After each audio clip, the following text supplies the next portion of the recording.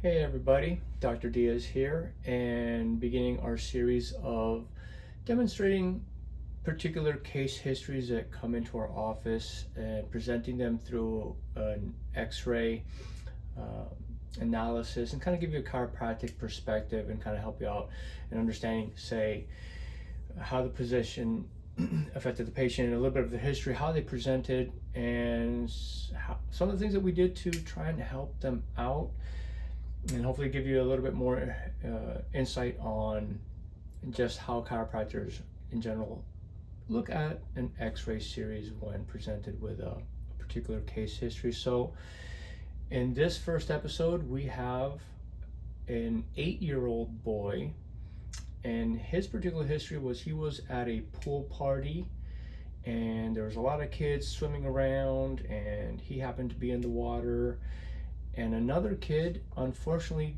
decided to do a bit of a cannonball jump into the pool, not realizing he was in the water, and essentially kind of landed on his back or neck area in a particular way that he caused some injury to this boy's neck. So shortly after there, this 8-year-old boy began to experience and complain of headaches. He described having photosensitivity. Light would bother his eyes, and he started to develop a little bit of a twitch where he would blink a lot. So as the symptoms continued, which for him was extremely rare, he never had headaches before, none of these symptoms, he was taken by his mother to a neurologist for evaluation, and after running some particular testing on him, everything came back normal and negative. Now, when he presented, we went ahead and took a quick x-ray here of the cervical spine, and some of the things that we were able to identify.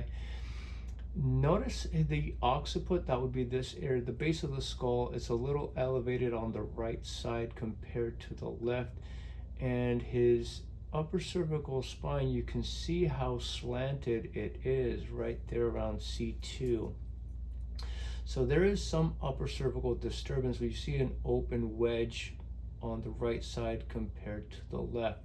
So he did present with a right occiput that was a bit stuck or fixated. There was a bit more tension and tenderness along this right side.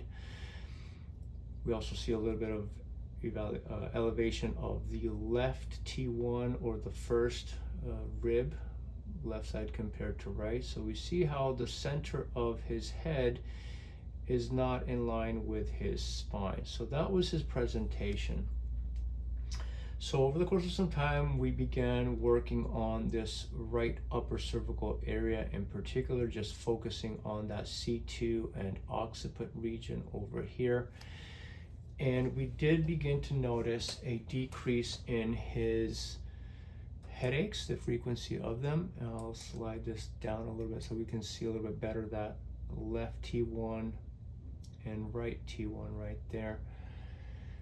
So following chiropractic care over the course of some weeks, periodically, even months, because we don't see him all that often in terms of adjusting, but at the time, patient no longer complains of headaches. His photosensitivity symptoms have resolved, and we no longer see him having the eye twitch or eye tick that he used to have. He would say that his eyes felt dry.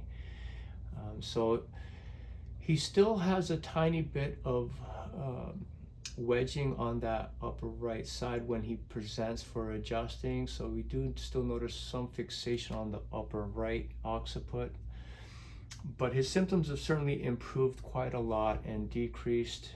He is sleeping, no more headaches, and no photosensitivity. So just wanted to point out that particular presentation of head tilt that we saw. You can see the odontoid right there. So that would be the center of his C2, and then you see where the rest of his spine is in relation to that, and where his head is. So I just wanted to share that particular case story. Again, a neck trauma from a cannonball falling on. We can see how that affected that alignment of C2 that we focused on correcting and working on. And we had good case outcome of this 8-year-old boy at the time. So yeah, any questions regarding that? I'll be sharing and uploading a couple more videos as time passes of new case studies, just kind of briefly describing a little bit what we see, what we do on, and just on a layman's perspective. Nothing overly complex, just want to share a little bit about some of the things that we tend to see here on a day-to-day basis.